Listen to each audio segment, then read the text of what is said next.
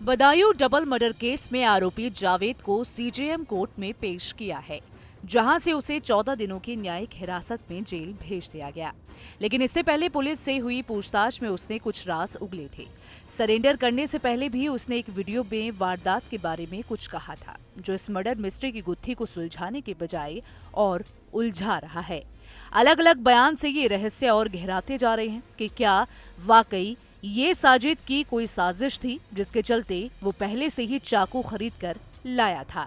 ये सवाल अभी भी सवाल ही बना हुआ है, लेकिन इन सब बातों से पूरी गुत्थी ऐसी उलझी कि खुद पुलिस कह रही है कि जरूरत पड़ी तो जावेद का नार्को टेस्ट कराया जाएगा। जावेद के सरेंडर के समय एक वीडियो बनाया गया था। इसमें वो अपनी पहचान बता रहा है। बहुत मुमकिन हो कि एनकाउंटर के डर से उसने खुद को सुरक्षित रखने के लिए ऐसा किया हो। इस वीडियो में वो कह रहा है कि मेरा कोई कसूर नहीं था, जो कुछ हुआ और जो कुछ किया वो साजिद ने किया है। मैं बेकसूर हूँ, मुझे पुलिस के पास ले चलो, मैं जावेद हूँ। घटना के बारे में वो कहता है कि मुझे कुछ नहीं पता, मैं घबरा कर भाग गया था। बाद में मेरे पास लोगों के फोन आए कि तेरे भाई ने ये कर दिया। जबकि पुलिस की पूछताछ में उसने कहा कि मैं बाइक लेकर घर के बाहर खड़ा था। जब साजिद खून से सने चाकू और कपड़ों में बाहर आया तो मैं घबरा कर भाग गया।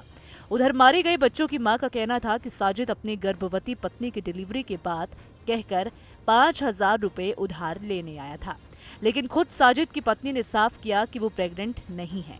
पकड़े गए जावेद का कहना था कि इस परिवार से उन लोगों के अच्छे संबंध थे, लेकिन साथ ही ये भी बताया कि साजिद मानसिक तौर पर परेशान रहता था। उसकी झाड़ फूक भी करवाई गई थी, लेकिन पीड़ित परिवार के किसी भी सदस्य ने उसका संकेत नहीं दिया। पुलिस ने जावेद से पूछताछ के बाद बताया कि साजिद आक्रामक हो जाता था। वो तमंचा भी रखता था और कई बार तो वो जावेद पर हाथ भी उठा चुका था।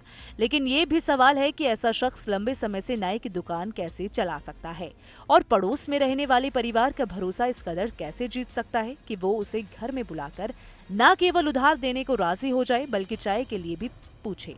पूछताछ में उसने ये भी बताया कि वारदात से पहले साजिद नया चाकू खरीद कर लाया था। इस लिहाज से तो ये सोची समझी साजिश लगती है। सवाल उठता है कि कहीं ये सोची समझी साजिश थी या फिर सनक में किया गया कत्ल।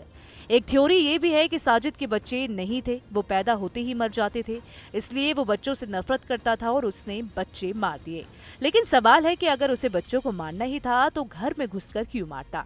वो जब उनका भरोसा जीत चुका था तो उन्हें बहाने से कहीं दूर ले जाकर उनकी हत्या कर सकता था। इन सभी सवालों से पुलिस का माथा भी घूम रहा है।